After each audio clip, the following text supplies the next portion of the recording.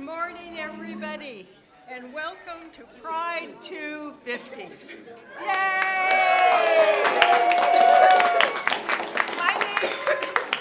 My name is Florence March.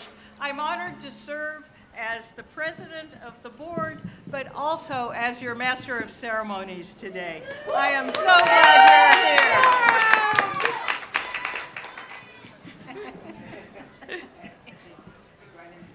here. Okay. Before we begin our program, I want to take a moment to say something that comes straight from the heart of this organization. Thank you, Gettysburg. 10 weeks ago, the leadership of Pride collapsed, and for a moment, it looked like this event might collapse with it. But that's not what happened. What happened instead was Gettysburg. Matt Moon from the Borough Council, Marty Qualley from the Adams County Commissioners, and local attorney Kristen Rice guided us through the legal process of forming a new board. The bankers at the Members First Bank made sure our accounts transferred smoothly. Our community organizations stepped up without being asked. The Gettysburg Community Theater kept storing our tents and flags and banners through their own transition. And they added a film showing tonight, so you can go see the cheerleader movie tonight if you want. The Unitarian Universalists opened their doors for an evening of performances last night, which I heard was magnificent. Yes. The Adams County Arts Council gave us a venue for tonight's drag show, where the extraordinarily Amethyst Diamond took it upon herself to put the whole production together. The Gettysburg Rec Park, led by Al Moyer, gave us this beautiful space today. And magically, the amphitheater has a brand new mural behind us painted by the Kids Peace Group, and the Rec Park partnered with Roger Lund to get the outside front of the amphitheater stage painted before our event. The borough guided us through permits for last night's Pride Walk, and volunteer Bonnie Grady organized every detail of that walk. Matt Sheeds from Adams County National Bank Insurance made sure that we were covered, and then Target in Gettysburg volunteered to come and set up all these tents, and the Adams County Rescue Mission volunteered to come this evening and pack everything up. Everywhere we turned, someone was ready to help. Everywhere. So on behalf of the entire board of Gettysburg Pride, I want to say 3 words. Thank you, Gettysburg. Yay!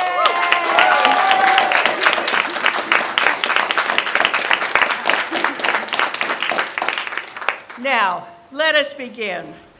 It's my privilege to introduce our first presenter, who will open this ceremony with a blessing. Community Minister Bright serves as Director of Religious and Spiritual Life and College Chaplain at Gettysburg College. Please welcome Community Minister Bright.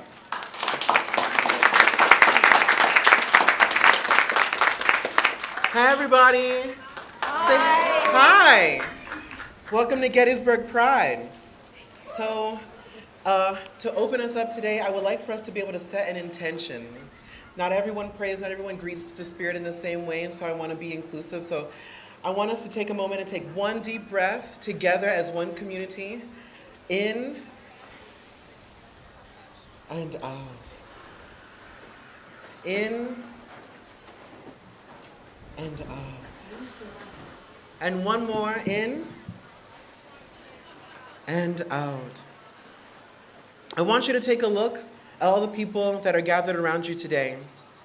And I want you to remember who you came here with. I want you to remember the faces that you see. I want you to remember how it feels to be here. I want you to remember how it feels to be invited into a place and into a celebration such as this. I want you to know more than anything that you are a human being, and that therefore there is nothing human that is foreign to you, that we are able to be in solidarity, in fellowship, and in love with one another, and that there is nothing contraband about your existence, that you are not illegal on stolen land, and that most certainly that we are one community.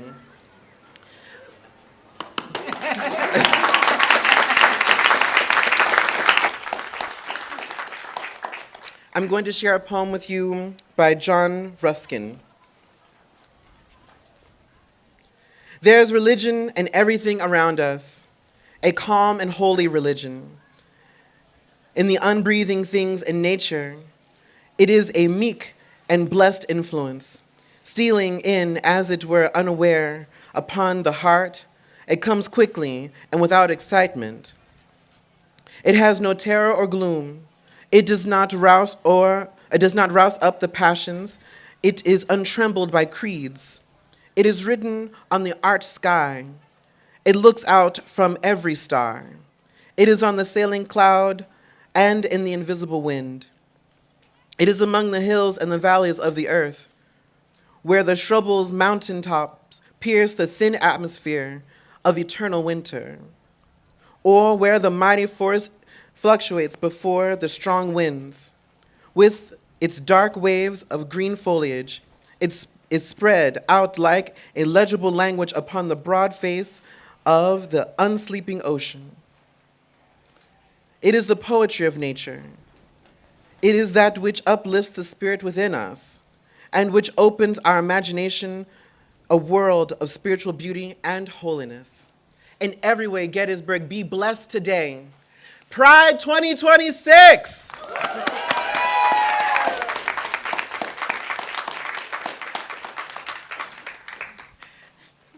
Thank you, community, Mr. Bright. 250 years, 10 years. Both of these numbers belong to us today. 250 years ago, this nation declared that all people are created equal. What people are that? All people. Say with me, all people. That promise has never stopped being contested, and it's never stopped being worth fighting for. 10 years ago today, a small group of people in Gettysburg decided that they were done waiting for someone else to fight it here. They believed that this town was ready. They showed up. They were right. This is the 10th Gettysburg Pride. Today, standing at the intersection of these two anniversaries, we are not here to ask permission. We are here because we belong here. Not as guests, not as exceptions, as Americans.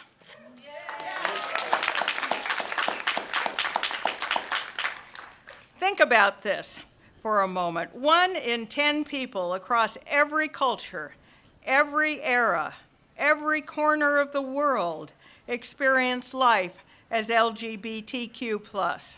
And that's always been true. It was true in 1776 when our country began. It was true in 1863 when the Civil War was fought in Gettysburg, and it's true today. Historians estimate that somewhere between 60 and 70 million distinct individuals have lived on American soil across these 250 years. 1 in 10 of them. That's around 50 or 60 million Americans who were LGBTQ+. People who farmed this land and built its cities, fought its wars, wrote its laws, raised families, and dreamed of freedom, just like everyone else. And most of them lived and died without ever being able to say who they were. But they were here. They've always been here. Their history is American history, and our history is American history. 250 years of American music, American poetry, American longing for something better than we have. That tradition was not always written with us in mind, but we are here now and we are claiming it. Today, we add our voices to a song that was too small before and is bigger because we are here. Please welcome the Unitarian Universalists of Gettysburg and the Cadence Treble Chorus as they bring us America the Beautiful, the Pride version.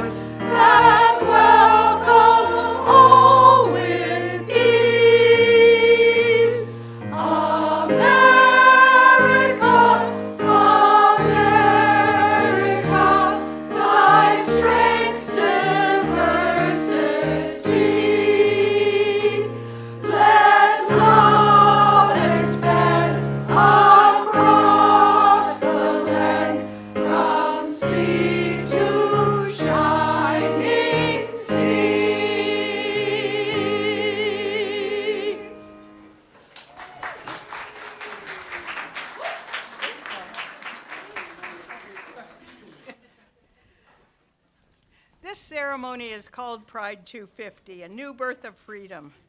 We chose this name because America 250 marks the promises that made at this nation's founding 250 years ago.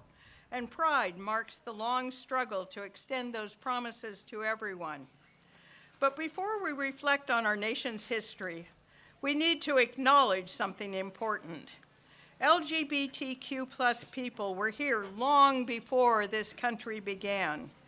Indigenous nations across this land recognized and honored people of multiple genders and sexualities, people who were recognized in their own languages and traditions, who we now collectively call Two-Spirit. This is not a modern idea. This is an ancient one. Though colonial violence worked for centuries to erase the reverence Indigenous people held for Two-Spirit people, that sacred recognition was never fully extinguished. To offer our land acknowledgement and to speak to that history, I am honored to introduce someone who has spent her scholarly life at the intersection of Indigenous culture, identity, and women's history. Dr. Stephanie Sellers is a recently retired professor at Gettysburg College, where she taught Native American studies for more than 20 years. She holds a doctorate in Native American studies with an emphasis on women of the Eastern Woodlands, and was the first faculty member in the history of Gettysburg College to hold such a degree. A prolific author on Indigenous women's experiences, she was the former inaugural director of the College Women's Center and served as senior advisor to the College Land Acknowledgement Committee. Dr. Stephanie Sellers.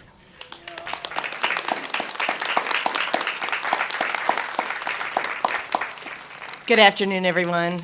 I'm so excited and proud to be here with you. Thank you for having me. Indigenous people have always been on this land and are the sovereign landlords and sacred caretakers of Turtle Island and her creatures, waterways, and plant life. The land we're standing on now was not owned by any nation, but was historically used in an ever-fluid, dynamic exchange among local nations that shared this space through complex and multitudinous trade and diplomatic routes. Nations like the Lenape, the Susquehannock, the Seneca, and the Shawnee, and from what is now called upstate New York, the Haudenosaunee, traveled, hunted, gathered medicine, farmed, negotiated treaties, and built complex, technologically sophisticated, astronomical earth and mound systems built through advanced mathematics and applied physics to map and live by the stars. People of those nations still live here. This land is still theirs, though it is called by other names. However, the original names, as the original peoples, continue uninterrupted since time before time. Land acknowledgement statements have become relatively common practices in recent years, but they are only the very beginning of a much more complex conversation that should include questions about the inclusion of Indigenous people in history in all aspects of American culture, because American history begins and continues with Native American history, just as the first written constitutions of this land were created by Native Americans. At this important commemorative event, I must comment beyond the land acknowledgement statement and say a few words about LGBTQ identifying people from an Indigenous cultural point of view. The European settlers brought with them to the land rigid controls over who people are allowed to be in terms of gender identity and sexual orientation, and about what defines a real family. But Indigenous people simply did not have such concepts, controls, and in fact, generally found external social controls not only abhorrent, but laughable. And they took great delight in poking fun at the settlers about that, which I'll be glad to chat with you later about. And the settlers' issue with their obsession with sameness and conformity and rules and punishments and the clock. The umbrella term two-spirited was invented in recent decades to refer to native LGBTQ identifying people because there are literally hundreds of Native American languages denoting gender fluid or same-sex oriented people, which again points to the ancient legacy of this soil, understanding that we are all relatives with one another, regardless of our identities. All equal parts of our nations, and wherever people are gathered in love and respect, we are a family bound by spirit.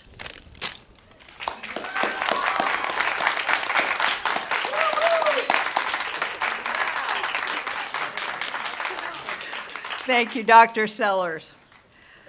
Today, we're tracing 3 stepping stones to freedom in our nation's history.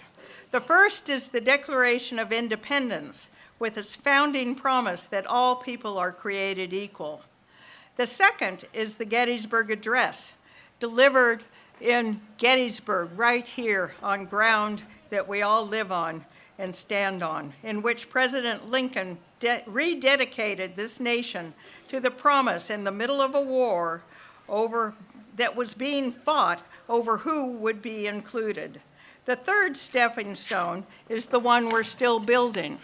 The Pride movement is the living continuation of that arc, still pressing this country to make good on what it declared nearly 250 years ago.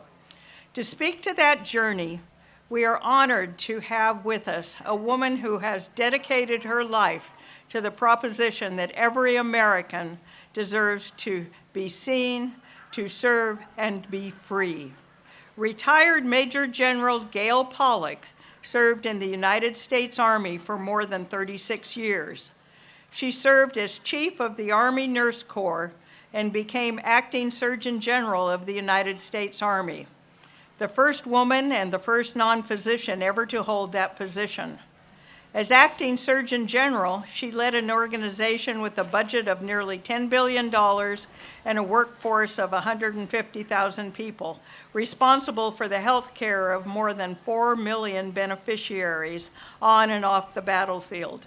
She holds multiple advanced degrees and was named a fellow at Harvard University's Advanced Leadership Initiative.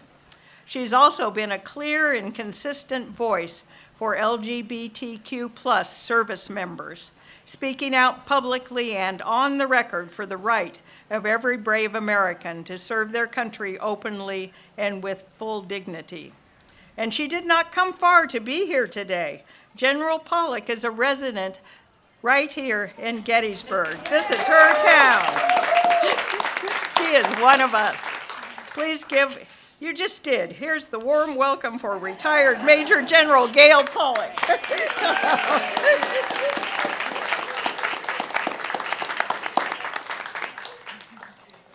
Good afternoon, everyone. I'm delighted to be here. We're gathered today on the hallowed ground of Gettysburg, where the earth itself remembers sacrifice. But we gather not just to look backwards. We gather to look forward. Think about the people that you know. Are they happier when they're looking back, or happier when they're looking forward with hope to a future?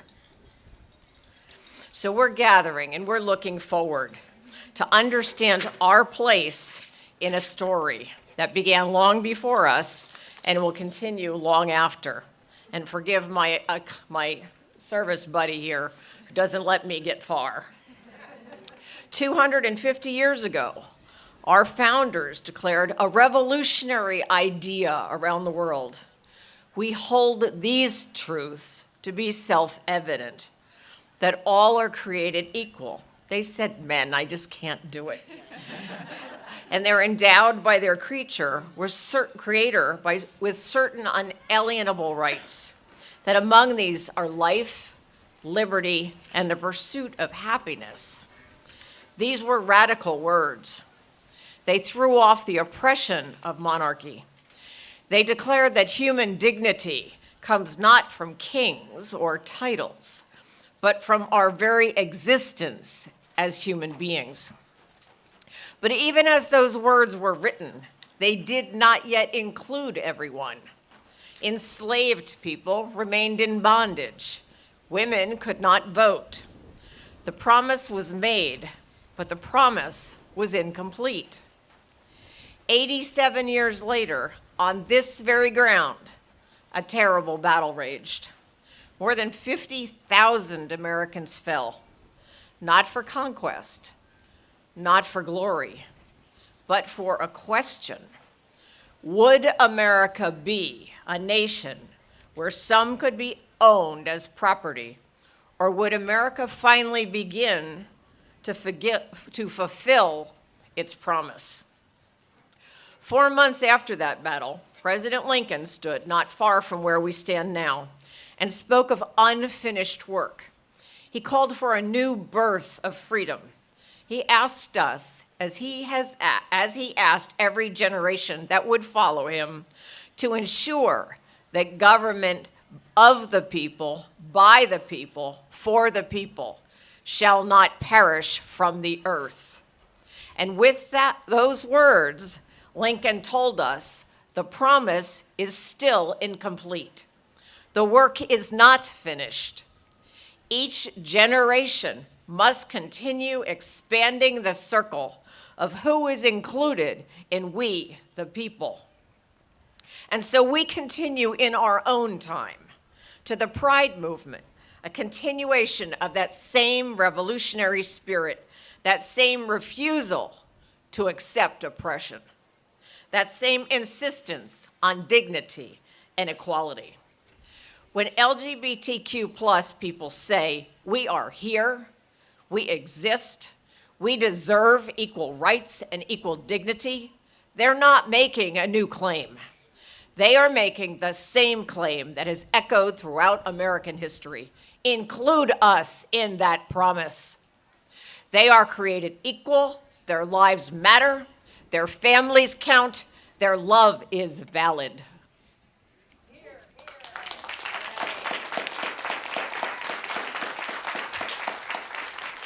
And I want to say something directly about trans people because the current moment demands it. There are those today who would erase trans people from public life, from the military, from medicine, from the words we are permitted to speak. They call it policy. They call it protecting children. They call it common sense. But asking someone to pretend that a core piece of themselves does not exist is not policy. It is not a standard. It does not erase who we are. It is not acceptable. I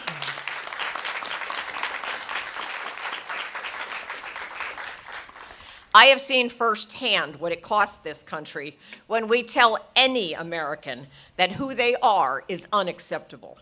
It costs us their service, their gifts, their talents. It costs us the promise that was made in America in 1776 and renewed here in Gettysburg in 1863.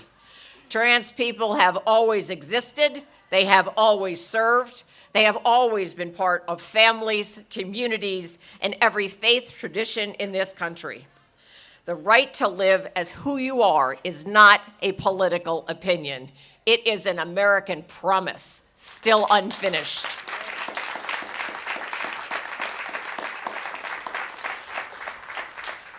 The Pride movement is unique in one profound way. It crosses every boundary that has ever divided humanity.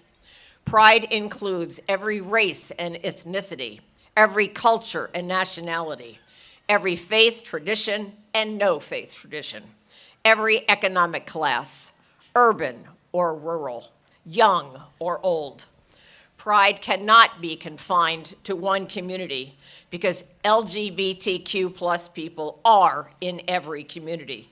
They are your neighbors, your children, your teachers, your veterans, your nurses, your farmers. They are black and white and brown and yellow. They are Christian and Jewish and Muslim and Hindu and Baptist and atheist. They speak every language on earth. When we all fight for LGBTQ plus equality, we're not asking for something separate from America. We're asking America to be what it has always claimed to be. From 1776 to 1863 to today, these are not separate stories. They are one continuous story, the story of America gradually, painfully, courageously expanding freedom. First, we threw off monarchy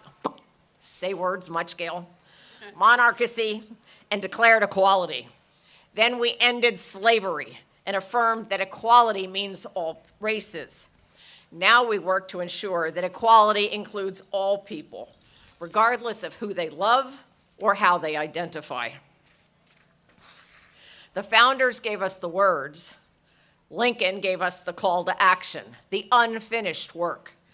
And we, all of us here today, we are the ones Lincoln was talking to when he spoke of the unfinished work, which they who fought here have thus far so nobly advanced.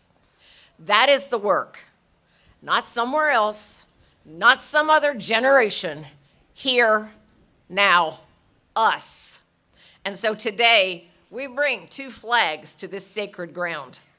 The American flag, representing the promise made in 1776 and renewed in 1863, and the pride flag, representing the demand that the promise finally include everyone, all people, no exceptions. These are not opposing flags. They are complementary. The pride flag is simply asking that America live up to its own ideals. Lincoln ended his address with a prayer that these dead shall not have died in vain. The soldiers who fell here in Gettysburg died fighting to expand freedom. Every time we expand freedom further, we honor them. Every time we include more people in the American promise, we give meaning to their sacrifice. Today, we must continue their work. Today, we honor the past by building a more inclusive future. Today, standing where so many gave their last full measure of devotion for equality, we pledge to continue that devotion in our own time. This is our unfinished work. This is our new birth of freedom. This is how we ensure that government of the people, by the people, for the people, all of the people, shall not perish from the earth. Thank you for being here. Let us sustain and meet that challenge.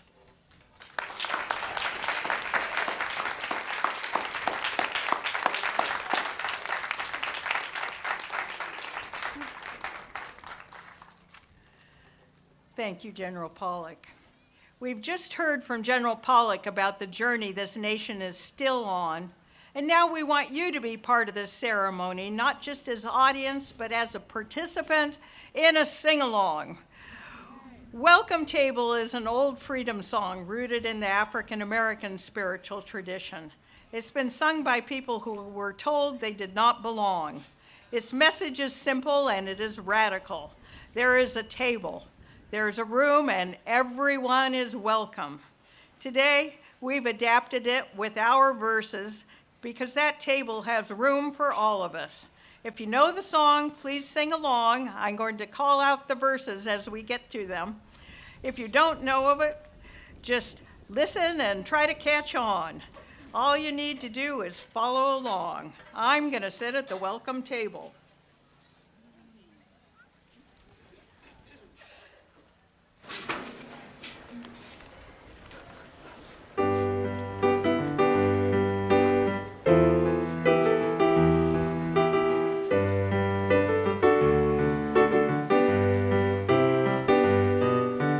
I'm gonna sit at the welcome table. I'm gonna sit at the welcome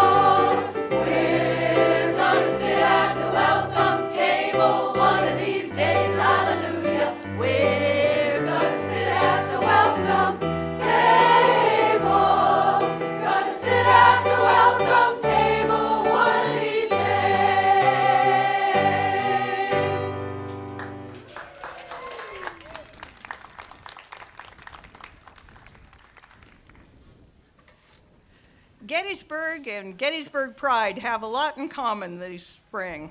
We both found ourselves navigating unexpected changes, and we both came through it with new leadership and a clear sense of purpose. It's my honor to introduce the mayor of Gettysburg, Alison Lintal. Mayor Lintal is an adjunct professor of public policy at Gettysburg College and the owner of Hidden Wisdom Yoga right here in downtown Gettysburg. She grew up in South Central Pennsylvania, built a career in housing law and higher education, and came home to Adams County 11 years ago. The Borough Council appointed her as mayor just 2 months ago, and she's already made clear that her priority is a Gettysburg that is welcoming and available to everyone who wants to be part of this community.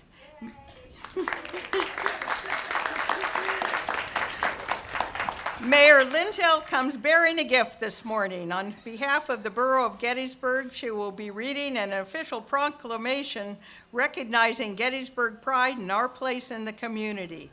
We are honored and grateful to receive it. Please welcome Mayor Alison Lintal.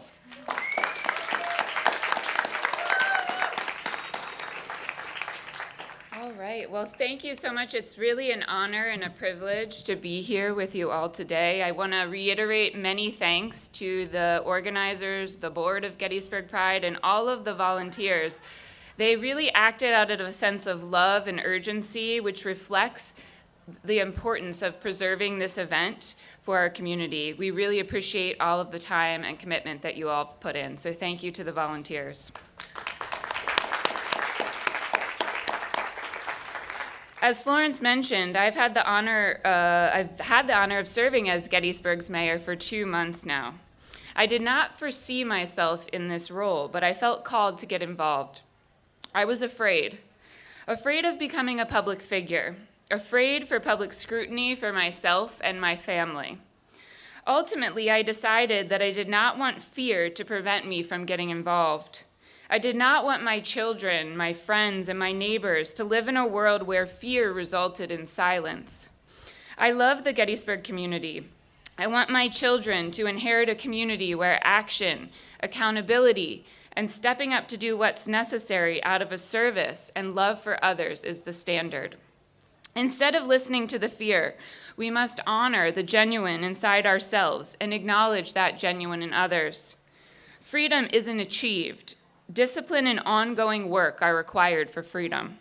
As Abhijata Iyengar recently said, freedom is being free from fear. Freedom from fear comes when you get up and act. When we experience big changes which threaten the progress that has been achieved, it is important that we join together. Let's move forward with increased devotion and action for our neighbors and for our community. It's my honor to declare June 2026 and May 29th through 31st, 2026 as Lesbian, Gay, Bisexual, Transgender, Queer Questioning Plus Pride Month and Weekend in the Borough of Gettysburg.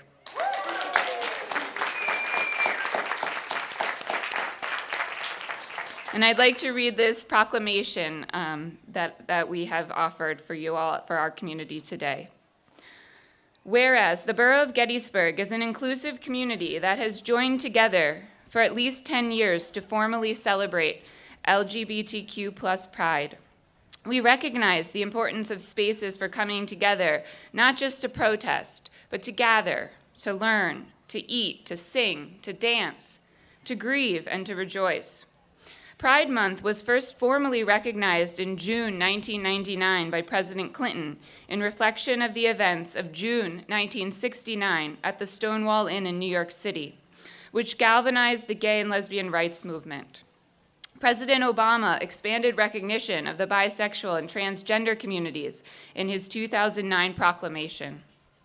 We also recall the creation of the rainbow flag in 1978 by Gilbert Baker, an Army veteran, artist, and gay rights activist, which serves as an important symbol of celebrating community diversity. A 2024 Pennsylvania LGBTQ health needs assessment commissioned by the Department of Health found that 11% of respondents, only 11%, feel safe expressing their LGBTQ identity all of the time. Here in Gettysburg, our Borough Council was proactive. In 2020, they unanimously passed a non-discrimination ordinance which prohibits discrimination in Gettysburg Borough in housing, education, and public accommodations on the basis of sex assigned at birth, sexual orientation, gender identity, gender expression, and gender transition and/or transgender identity. LGBTQ+ residents serve and contribute to our community as respected leaders, business professionals, artists, entrepreneurs, teachers, service providers, and so much more. Their contributions and achievements make our community a greater place. Now, therefore, I, Alison Lintal, Mayor, on behalf of the Borough of Gettysburg and its residents, do hereby proclaim May 29th to May 31st, 2026 as Pride Weekend, and June 2026 as Pride Month in the Borough of Gettysburg. I encourage all residents to continue the unfinished work of showing up and standing up for all in our community.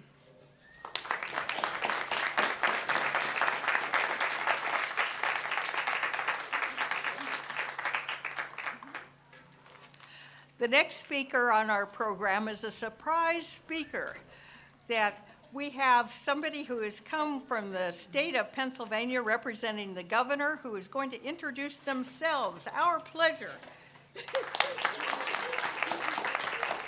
Hey everybody, happy Pride. My name is Ashley Strange. I use they, them pronouns, and I am the Executive Director for Governor Josh Shapiro's Advisory Commission on LGBTQ Affairs.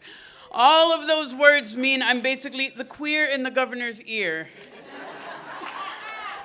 I run a commission with 30 people, and the commission and I serve as a conduit between the governor and his agencies and the good LGBTQ people here in Pennsylvania. As a trans and non-binary person, I am honored to be here representing the governor for Gettysburg Pride. Thank you so much to all the hardworking organizers and volunteers that made it happen. Pride does not happen without them, and at the Commonwealth level, we have worked together to make sure that all 84 prides in Pennsylvania this year are safe and fun. Is it working? All right. I want you to know that the governor absolutely has your back. You can see that in his budget, where he added $200 million in mental health supports, more than $12 million for after-school programs, and $10 million for suicide prevention and crisis care through the 988 program. Governor Shapiro knows that our communities have come under fire just for existing. But it's not just the governor that has your back. Every agency under the governor's purview is committed to protecting and uplifting the fundamental freedoms of LGBTQIA+ communities here in Pennsylvania. The governor champions legislation like marriage equality and the Fairness Act and urges our legislators, yes, all our legislators, to support those bills and others that uplift our communities and not tear them down. Our families are safe and strong when we can live with the real freedom from fear and the real freedom to thrive just as we are, whether you're a farmer, a physician, a fashionista, or anyone in between. As the governor says, no matter what you look like, where you come from, who you love, who you pray to or choose not to pray to, you have a place here in Pennsylvania. In the 250 years and even before that, since the founding of this nation, we have always been here, we always will be, and I am honored to present a proclamation. Bye-bye. I am honored to present a proclamation from the governor, whereas William Penn founded Pennsylvania on the principles of fairness, tolerance, and understanding, and the rich cultural fabric of our Commonwealth has been woven by people from all different backgrounds and walks of life. And we thrive when we celebrate the diversity that makes our community stronger. And our LGBTQ+ individuals have played significant roles in Pennsylvania's economic, cultural, spiritual, and political development, while working tirelessly to maintain and promote their culture and history. And whereas my administration will continue to protect and defend the fundamental rights and freedoms for our transgender students and LGBTQ+ Pennsylvanians from any harmful policies or hateful rhetoric to ensure that Pennsylvania remains a place that is warm and welcoming for all. And when I say all means exactly. Therefore, Josh Shapiro, Governor of the Commonwealth of Pennsylvania, hereby proclaims June 2026 to be Pride Month and May 30th as Gettysburg Pride Festival in honor of the tireless efforts of the community here in the Commonwealth. Thank you.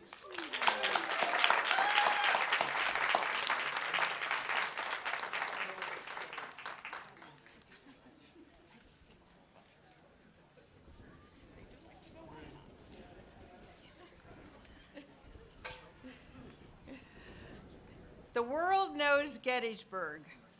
The Gettysburg that we know is surrounded by the Gettysburg Military Park, memorializing the soldiers who fought and died in the Battle of Gettysburg. But the Gettysburg that the world knows is the Gettysburg Address. This brief address of only 270 words, delivered at the dedication of the Soldiers' National Cemetery in 1863 by President Abraham Lincoln, accomplishes something extraordinary. It honors the dead, challenges the living, and articulates a vision of democratic government of the people, by the people, and for the people. This speech redefined what this nation was and what it was still striving to become, and those words belong to all of us. And today, on the 250th anniversary of the country that Lincoln was fighting to preserve, we think it's worth hearing again, because this is our special place, and this is the meaning the world has given to it.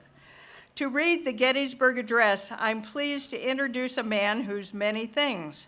A board member of Gettysburg Pride, who helped rebuild this organization from the ground up. A resident of nearby New Oxford, and someone who came to love living history the way a lot of us come to love things, through someone we love. He's here today with his husband, Gary Schwartz, who you may have already noticed at the keyboard. It's Gary. Craig comes as President Lincoln. Gary is wearing a uniform representing one of Lincoln's guards. Gary's a devoted Renaissance fair enthusiast, and somewhere along the way, Craig got pulled into that world too. It turns out that a man who spends his free time inhabiting the past is exactly the right person to give voice to one of the greatest speeches in America, and seems to have brought Mary Todd Lincoln right with him, Craig Bruno.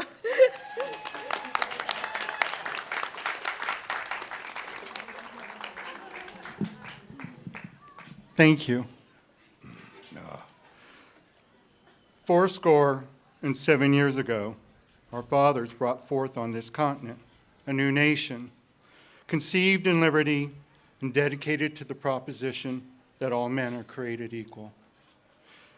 Now we are engaged in a great civil war, testing whether that nation or any nation so conceived and so dedicated can long endure. We are met on a great battlefield of that war. We have come to dedicate a portion of that field as a final resting place for those who here gave their lives that that nation might live. It is altogether fitting and proper that we do this. But in a larger sense, we cannot dedicate, we cannot consecrate, we cannot hallow this ground. The brave men, living and dead, who struggled here have consecrated far above our poor power to add or detract. The world will little note nor long remember what we say here, but it can never forget what they did here. It is for us, the living, rather to be dedicated here to the unfinished work which they who fought here have thus far so nobly advanced. It is rather for us to be here dedicated to the great task remaining before us, that from these honored dead we take the increased devotion to that cause for which they gave the last full measure of devotion. That we are here highly resolved that this dead shall not have died in vain, that this nation, under God, shall have a new birth of freedom, and that the government of the people, by the people, for the people, shall not perish from the earth. Thank you. Thank you. What a mess.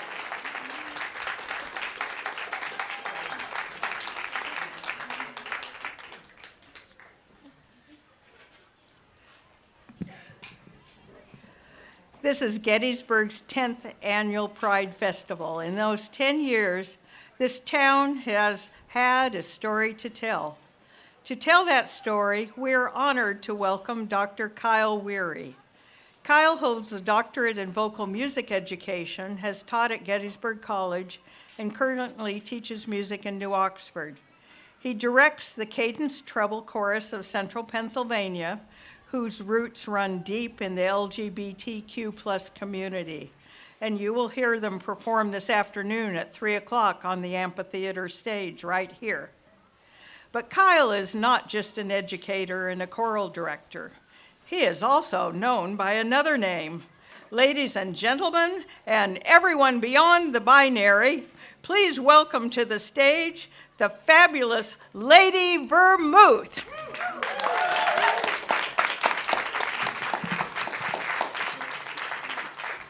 Thank you, Mayor, for the official proclamation declaring Gettysburg a welcoming and safe space for the LGBTQIA+ community today.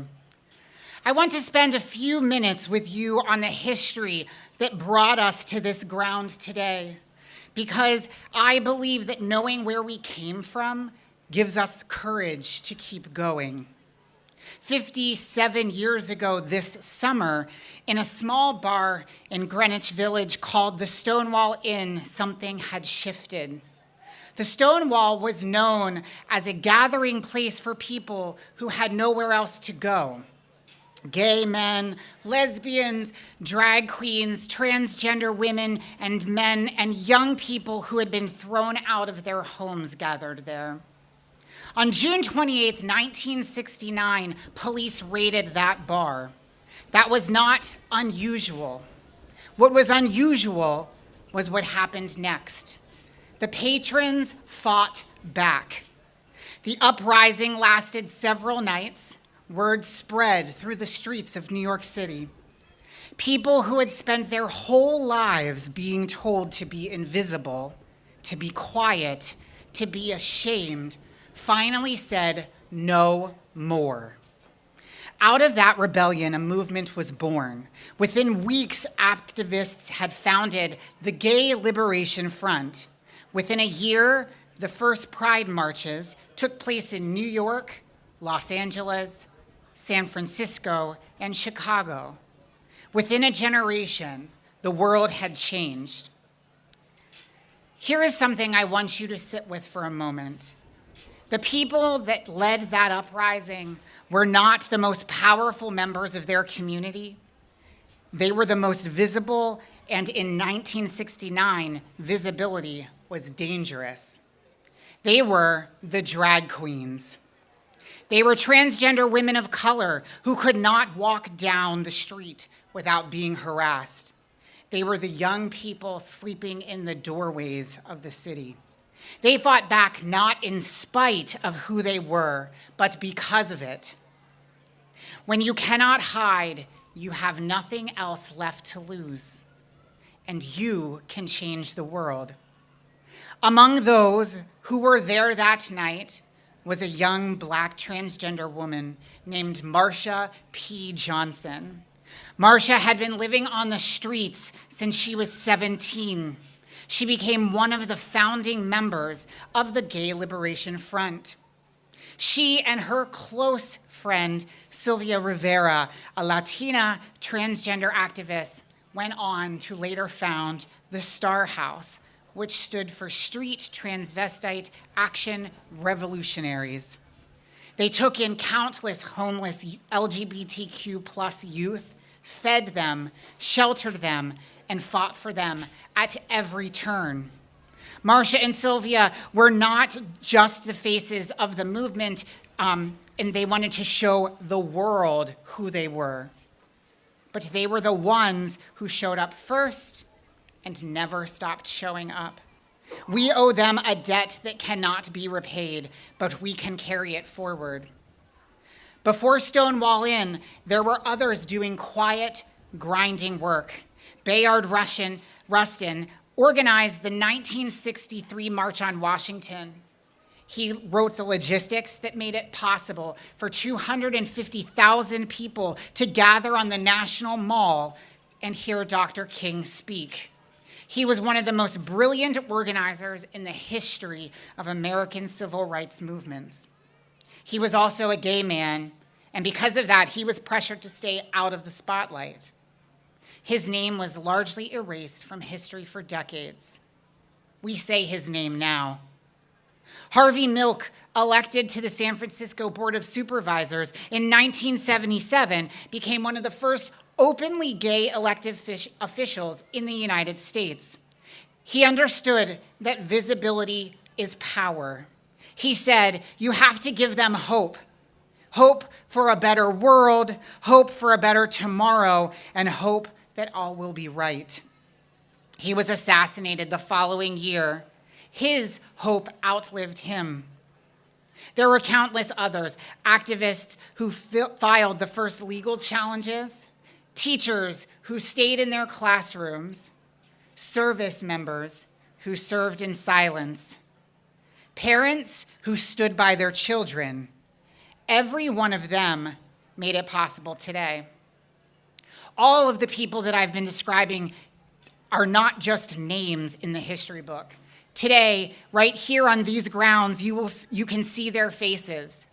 We have a Pride history tent where images of these figures and others shape our movement, and they are on display there. I want to invite you to spend some time today to learn about these people, learn their stories, tell them to your children and to the community. These are the people who made it possible for us to be standing here on this battlefield in this sunlight together. We are standing on ground where another generation fought over who deserves to be included in the American promise. The soldiers who died at Gettysburg were trying to answer a question that the founders of this country left unfinished. We are still asking that question, but we are answering it. The Pride movement has always been about that same unfinished work, not asking for something new, asking to be included in what was already promised. Liberty and justice for all has been the aspiration. Every generation has to decide whether to mean it. Let me tell you about a night in the summer of 2017. A small group of friends sat around and asked, why doesn't Gettysburg have a Pride event? They had less than 2 weeks to plan and organized a bar crawl. They thought maybe a dozen or so people would show up for that event. Over 80 people filled the Gettysburg Hotel that night. Pride flags and glow-in-the-dark necklaces and smiles filled Lincoln Square as they walked from bar to bar. Businesses welcomed them. Staff wore Pride shirts. The energy was something none of them had expected, and that was just the beginning. Since then, Gettysburg Pride has grown into an annual festival that brings over 1,000 people across the region together. In 2020, the Borough Council voted unanimously to adopt a non-discrimination ordinance protecting all residents from discrimination based on sexual orientation, gender identity, and gender expression. Unanimous. Republicans and Democrats. In those times, that is worth noticing. This town, the historic symbol of freedom, understood what we were doing. We were not asking for something radical. We were asking to be included in the promise that this ground represents. And that promise is being tested right now. Across this country, hundreds of bills have been introduced that would make life harder for LGBT plus people, especially the transgender and non-binary young people. Some try to limit what teachers can say in the classrooms. Some decide what books should remain on shelves. Some try to put government between families, doctors, and children. And last year, the Supreme Court upheld Tennessee's ban on certain forms of gender-affirming care for minors, a decision that has been far echoed beyond just one state. But that's not the whole story. Families are still standing up. Students are still walking into school as themselves.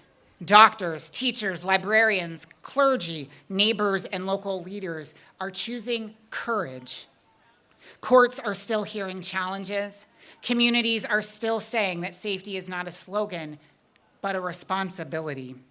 This is why local pride matters. It is easy to think history only happens in capitals and courtrooms, but history also happens when a borough council unanimously votes to protect its neighbors. It happens when a business hangs a flag in a window. It happens when a student sees an adult on a stage and realizes that there is a future for them. It happens when a town like Gettysburg says, "You belong here." And in this 250th year of the American experience, we should be honest about what freedom requires. Freedom is not finished because it's written on parchment. Freedom must be practiced. It has to be defended. It has to be made real in the lives of people who are most often told to wait. Marsha P. Johnson and Sylvia Rivera fought so that the young people sleeping on the streets of New York City might one day have somewhere safe to belong. Bayard Rustin organized in the shadows so that one day no one else would have to. Harvey Milk asked us to never give up hope. We hold on to that hope here on this battlefield, in this town that keeps choosing to be what America promised it could be. The work is unfinished, and it will always be. But we are here. We are doing it together, and the people who came before us, who fought and suffered and were not always welcomed into the movement they helped build, they are here with us too. This is their day as much as it is ours. This is our Gettysburg moment. Thank you.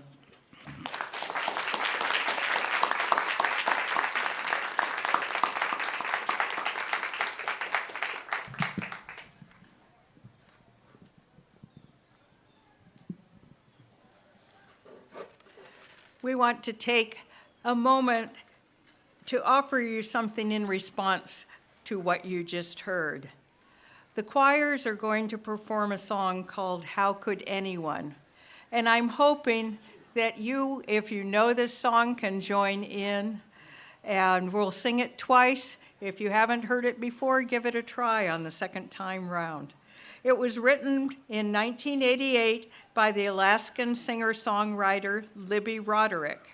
She wrote just a few lines, but they spread from hand to hand and heart to heart for decades, turning up in churches and living rooms and gatherings just like this one, because some songs tell the truth so plainly that people cannot stop sharing them.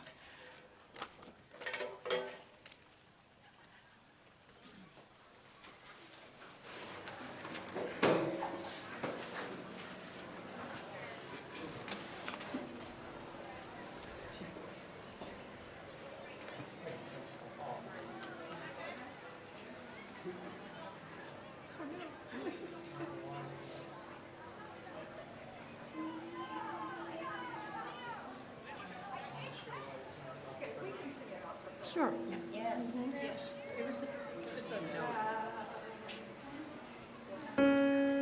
we go.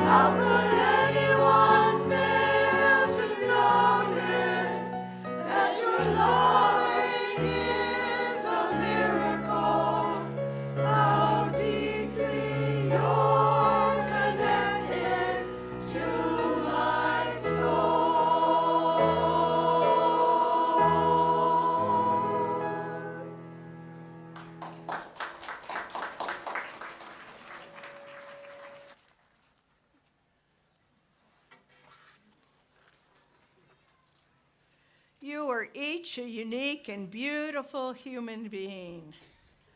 The purpose of the Pride movement is to honor who you are and to create a world where you can live as your authentic, full, beautiful, and happy self.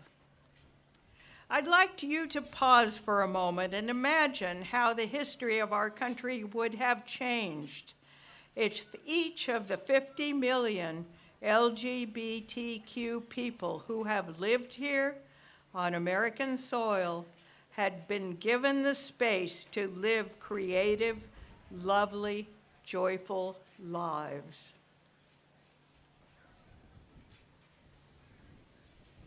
Our country is celebrating America 250. Let's work towards making that vision a reality for the next 250 years.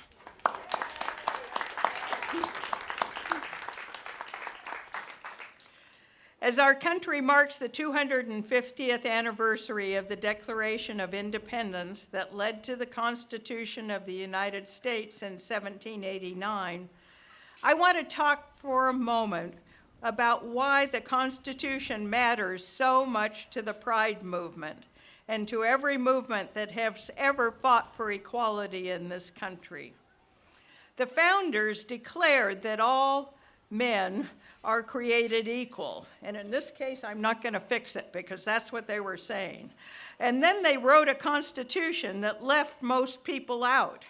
It was an imperfect document from the start, shaped by the prejudices of the men who drafted it. But they built something into it that they may not have fully understood, the capacity to grow. Through amendment, through struggle, through generation after generation, refusing to accept a gap between the promise and the reality, the Constitution has been made to include more and more of us. Movements change hearts and minds, but the Constitution is what converts a movement into a legal reality that cannot simply be undone with the next time the political wind shifts. The colonists who fought for the Revolutionary War did not make this country real. The Revolution changed hearts and minds. The Constitution is the vehicle that made our country real. The abolitionists who gave their lives to end slavery did not make freedom real. The abolitionists changed hearts and minds. The amendments to the Constitution freed the enslaved people. The Constitution made it real. The suffragists who marched for decades did not give the women the vote. The suffragists changed hearts and minds. The 19th Amendment to the Constitution gave women the vote and made it real. And here's what that means for us right now. We did not win marriage equality because America decided to be kind to us. We won it because generations of constitutional decisions had created a framework we could stand on. In 1965, Griswold versus Connecticut established the right to constitutional privacy. Building on that decision, in 1967, Loving versus Virginia struck down bans on interracial marriage. In 2003, Lawrence versus Texas struck down sodomy laws based on that decision. And then in 2013, Windsor struck down the Federal Defense of Marriage Act on equal protection and dignity grounds, ruling that the federal government could not single out lawfully married same-sex couples in order to demean them. And then in 2015, Obergefell wove together equal protection and liberty, and marriage equality became the law of the land. 5 decisions, each walking through the door the last one opened, and each one leaving that door open behind it. Today, there are voices citing the Constitution against us, but citing a document and honoring its principles are not the same thing. What is being used against us is not the Constitution. It's the deliberate failure to apply it equally to all people. One is the promise. The other is the betrayal of it. People have fought and died to expand constitutional protection. We are standing in Gettysburg, where 160 years ago the ground itself was soaked in the cost of that argument. The abolitionists, the suffragists, the civil rights movement, all of them built doors and left them open so whoever came next would have somewhere to stand. And we walked through those doors and we left them open too. The Equal Rights Amendment has not been passed yet, but when this amendment passes, it will extend protections even further, and we can help make this happen. Today, I ask you to consider committing yourself also. Commit to our Constitution as part of the work in our Pride movement. It's not about performing patriotism. It's not about pretending this country has always honored the promise it made. It's about understanding that the Constitution is not their document to use against us. It's our document, and we have bled and marched and argued and loved our way into it. The question this movement has always asked is a constitutional one. Does this promise apply to us? The Constitution's most fundamental promise is equal protection under the law. All people, and we know right now, this moment, that promise is being broken. There are people in this park today who are not equally protected, and that is exactly why we're here. Every generation has had to fight to close the gap between what the Constitution promises and what the law delivers. This is our generation's fight. We received it from the people who came before us, and we are not putting it down. The Constitution is the legal record of who belongs in this country, but history is the fuller record. And that record shows that LGBTQ+ people have always been here. For 250 years, we built this country alongside everyone else. We fought its wars, wrote its literature, shaped its culture, and yes, marched and bled to expand its laws. America's history is LGBTQ+ history. And LGBTQ+ history is American history, and we are still making it.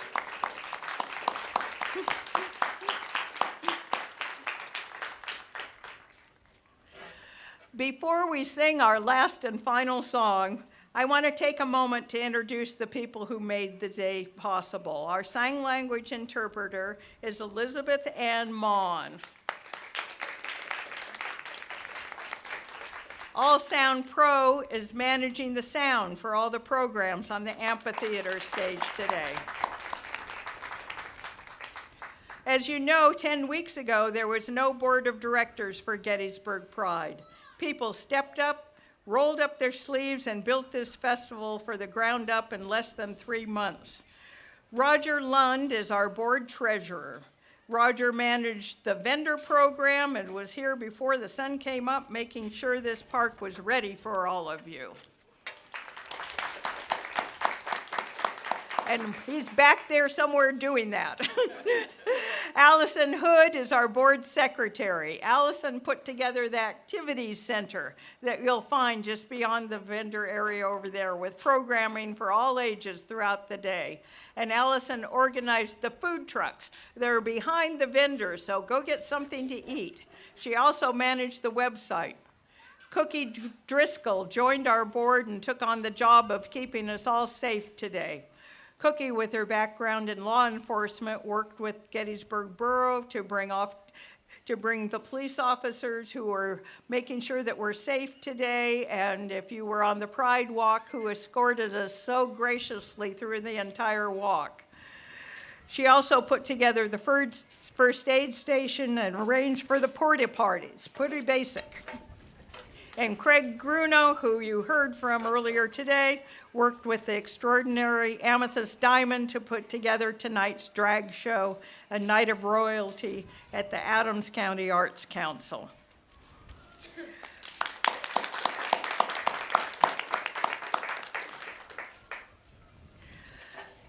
These people worked with everyone who volunteered with us this weekend, and they are the reason you're standing here today. So, thank you, volunteers. Before we sing our closing song, I have one more announcement to make. Everybody who spoke up here, these are all people who have so much more to say. We're inviting them to come to the Pride History Tent after the ceremony. If you would like to speak with them for further discussions, please stop by. We close this ceremony with a song that's been sung at every crossroads of American freedom for as long as anyone can remember. It was sung in the churches of the Civil Rights Movement. It's been sung at marches and rallies and gatherings, just like this one today, and it belongs to us too. Shine your light, shine it everywhere you go. Shine the light of truth, even when the truth is hard to say. Shine the light of love, especially when love feels like the most radical thing you can offer. The world needs your light. The community needs your light, and nobody gets to put it out. Please join us as we close with This Little Light of Mine. The verses are going to be, this little light of mine, everywhere we go, shine the light of truth, shine the light of love, this little light of mine.